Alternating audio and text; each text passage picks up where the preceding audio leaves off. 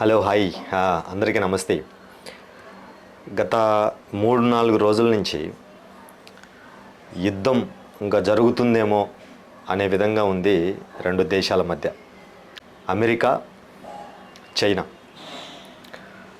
Trump కొద్ది రోజుల ముందు కొన్ని దేశాలకి టారిఫ్ అంటే ఇంపోర్ట్ ఎక్స్పోర్ట్ మీద కొన్ని టారిఫ్లు పెంచడము, అది కాస్త మాటలు యుద్ధంగా మారడము, యుద్ధం జరుగుతుందేమో అనే విధంగా ఉంది. అదేవిధంగా అది జరిగే తరుణంలో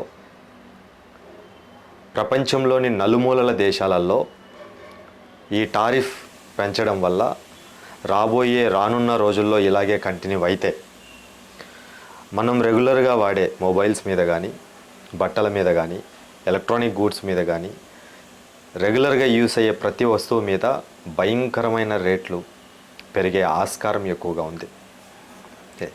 ఈ వీడియోలోకి వెళ్ళే ముందు తప్పకుండా ఈ వీడియోని షేర్ చేయండి, 10 మందికి తెలియచేయండి. ఒకవేళ ఈ వీడియో నచ్చితే నెక్స్ట్ ఏ కంటెంట్ మాట్లాడితే బాగుంటుందనే విషయం కూడా కామెంట్ రూపంలో తెలియచేయండి. అయితే విషయంలోకి వెళ్తే, ఈ గొడవ అసలుకి ఎందుకు మొదలైంది? చైనాకి అమెరికాకి ట్రంప్కి మధ్య ఈ గొడవ అసలుకి ఎందుకు మొదలైంది అనేది తీసుకుంటే, వాణిజ్యం అంటే ఇంపోర్ట్ ఎక్స్పోర్ట్ మధ్య అధ్యక్షుడు ట్రంప్ రెండోసారి అధ్యక్షుడు అయిన వేళ విశేషంలో ఆయన అధికారంలోకి వచ్చిన తర్వాత ఈ విషయాన్ని స్టార్ట్ చేశారు. చాలా దేశాలకి టారిఫ్ పెంచాడు. దాంట్లో ముఖ్యంగా చైనా మీద ఎక్కువ టార్గెట్ చేసి ఆయన చెప్పుకొచ్చేది ఏంటంటే 3 విషయాలు ఆయనకి నచ్చట్లేదు అని. అదేంటంటే వాణిజ్య నష్టం, అమెరికాకి ఇంపోర్ట్ ఎక్స్పోర్ట్లో నష్టం వస్తుంది. ఎందువల్లంటే 2 లక్షల కోట్ల పైమాట డబ్బులతో ఆయన వస్తువులు చైనా నుంచి కొంటున్నాడు. వాళ్ళు మా వస్తువులు కొనడం తక్కువ, అంతేకాకుండా నాకు ఈ ఇంపోర్ట్ ఎక్స్పోర్ట్లో ఈ దేశానికి అంటే యుఎస్ఏకి నష్టం వస్తుంది అనే విషయాన్ని ఆయన తట్టుకోలేక అది అమెరికా రిసీవ్ చేసుకోలేకుంది. First thing. రెండో విషయం ఏంటంటే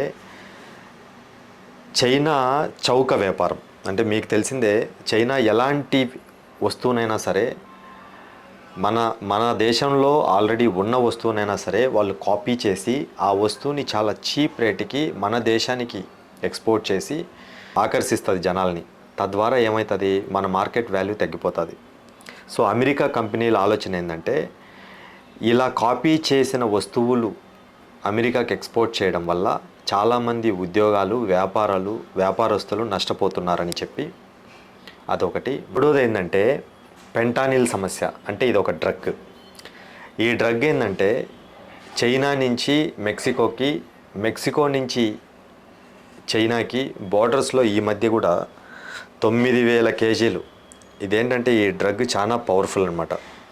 హెరాయిన్ కంటే 100 రెట్లు ఎక్కువ పవర్ఫుల్ ఈ డ్రగ్. యాక్చువల్గా ఈ డ్రగ్ గతంలో యుఎస్ఏ ఇంపోర్ట్ చేసుకుంటే దేనికి, పరిశోధనలకి, లేదంటే ఈ హాస్పిటల్స్లో ఎవరైతే ఈ క్యాన్సర్ పేషెంట్లు ఉంటారో ఆ నొప్పి బారి నుంచి తప్పించేదానికి ఈ డ్రగ్ అనేది ఇంపోర్ట్ చేసుకునే వాళ్ళు. అయితే వీళ్ళు ఏం చేస్తున్నారంటే, ఇప్పుడు ఈ చైనా వాళ్ళు వివిధ రూపాలలో ఈ డ్రగ్ని అమెరికాకి ఎక్స్పోర్ట్ చేస్తున్నారు. మరి మెక్సికోలో బోర్డర్లో ఈ మధ్య కాలంలో 9,000 కేజీలు దొరికింది. ఇదేంటంటే చైనాలో 2 నుంచి 5 లక్షల రూపాయలకు దొరికితే యుఎస్ఏకి ఆ కంట్రీ ఈ కంట్రీ దూరంలో డ్రగ్స్ రూపంలో పంపించి ఇది యుఎస్ఏకి వచ్చేటానికి 13 కోట్ల రూపాయలు అవుతుంది. యాక్చువల్గా గురిగింజంత 2 మిల్లీగ్రామ్ చిన్న శాతం తీసుకున్నా కూడా మనిషి చనిపోయే ప్రమాదం ఉంది. ఈ ఇల్లీగల్ డ్రగ్స్ వల్ల ఈ దేశంలో మనుషులు చాలామంది చనిపోతున్నారు అనే ఈ 3 స్ట్రాంగ్ ఆరోపణల వల్ల ట్రంప్ అనే అతను చైనాని టార్గెట్ చేశాడు. అయితే అసలు ఇప్పుడేం జరుగుతుంది, ఎందుకు ఈ టాపిక్ ఇంత హెవీగా డిస్కషన్ అయిపోయి సోషల్ మీడియాలో ఎక్కువ ఇదైపోయి వాగ్వాదానికి గురయ్యి ఇద్దరు మాటకు ఆరోపణ అయ్యి యుద్ధానికి వీళ్ళు ఏమన్నా యుద్ధం చేసుకుంటారేమో అనే విధంగా పరిస్థితి చేరుకుంది. అయితే ఇప్పుడు పరిస్థితి ఏంటంటే ఏప్రిల్ 7, 2025 నాటికి ఈ గొడవ తీవ్రమైందంటే చైనా వస్తువులపైన 10% టారిఫ్ పెట్టారు. అదేవిధంగా మళ్ళీ మార్చ్ 4న మరోసారి 10% పెంచారు. మళ్ళీ ఏప్రిల్ 2న 34% జోడించారు. మొత్తం 54% అయింది. చైనా వాళ్ళని ఏ విధంగా ట్రంప్ టార్గెట్ చేశారో చూడండి. అయితే దీనిపైన చైనా కూడా తిరగబడింది. నేనేమన్నా తక్కువ తిన్నానా, నేను కూడా 34% టారిఫ్ మిమ్మల్ని కట్టాలి అని వాళ్ళు కూడా బాణం వదిలారు యుఎస్ఏ మీద.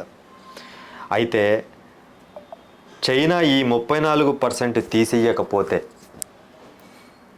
ఏప్రిల్ 9 నుండి మీకు 50% టారిఫ్ విధిస్తాను అని చెప్పి ట్రంప్ మళ్ళీ వీళ్ళ మీద బాణం విసిరారు. అయితే వీళ్ళు బాణాలు విసురుకోవడం బాగుంది, కానీ ఒకరు తగ్గకుండా అన్ని వస్తువుల్ని పెంచే స్థాయికి చేరుకునింది. మీరు నమ్ముతారో లేదో, బిట్కాయిన్ అనేది $94,000 ఉంటే వీళ్ళ ఇద్దరు మాటల బాణాల వల్ల $74,000 వచ్చేసింది. రానున్న రోజుల్లో ఇది ఇలాగే కానీ జరిగితే ఈవెన్ మన ఆంధ్రప్రదేశ్లోని విజయవాడలో ఉండే ఎలక్ట్రానిక్ గూడ్స్ నుంచి బట్టల దగ్గర నుంచి కొనే ప్రతి ఒక్క వస్తువు పైన ఈ బర్డన్ పడేదానికి ఆస్కారం చాలా ఎక్కువగా ఉంది. దీని ద్వారా సామాన్యుడు చాలా ఇబ్బంది పడే స్థాయికి చేరుకుంటాడు.